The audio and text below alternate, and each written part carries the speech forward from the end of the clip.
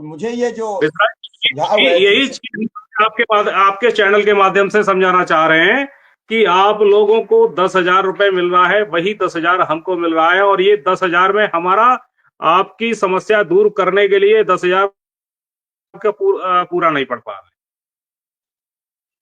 तो हम भी ये चाहते हैं कि जो समस्या है दूर हो, कम से कम हम भी जो पैसा मिल रहा है वो हम भी तो अपने बच्चों पे खर्च कर पाए।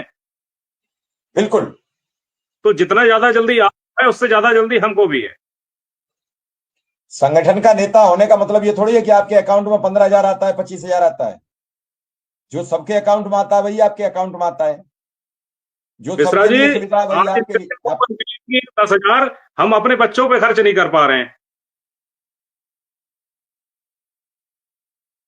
जो भी व्यवस्थाएं हैं जिस तरह से भी हैं उसको मैनेज करके प्रयास यही चल रहा है कि हम किसी तरीके से इन समस्याओं का निस्तारण करवा लिया जाए, जिससे ये जो रात दिन का भागदौड़ है ये कम से कम खत्म हो। और जब आप लोग हमारे जो साथी आर्थिक रूप से मजबूत होंगे तो वास्तव में जब वो मजबूत होंगे तो वह भी मदद कर पाएंगे। आज स्थितियां वही है कि हमारे मिश्रा जी के लिए हमको मांगना पड़ रहा है, और हमारे साथी मदद कर भी रहे हैं, लेकिन उनकी अपनी क्षमताएं हैं।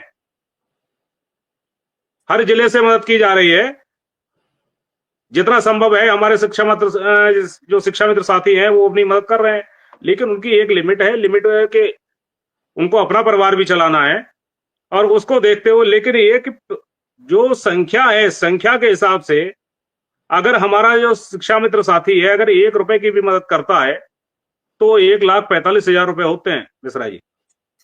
नहीं, हम लोग अपनी ईमानदारी से नहीं कर पाते हैं, ये सबसे बड़ी समस्या है हमारे साथ। नहीं, अब बात यह है कि वो कहीं 1 रुपया की मदद करने की स्थिति में है कि नहीं, समस्या ये भी तो है।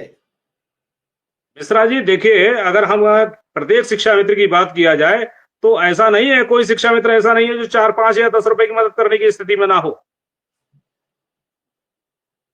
आप इस चीज को मानना पड़ेगा, क्योंकि हमारी संख्या 1,45,000 है। लेकिन वही है कि ईमानदारी के साथ जो करते हैं वो अपने स्तर से जो उनसे सक्षम हो पाता है कर रहे हैं वो।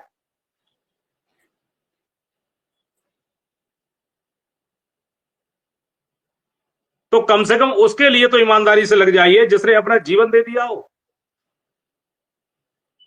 संगठन को हम नहीं मांग रहे हैं आपसे, चाहे हमारे प्रदेश अध्यक्ष आदरणीय शिव कुमार शुक्ला जी हो, हमारे संगठन के अन्य पदाधिकारी हो, महामंत्री हो, जो भी लोग हैं वो किस तरह से अपने आप को मैनेज कर रहे हैं ये वही जान रहे हैं।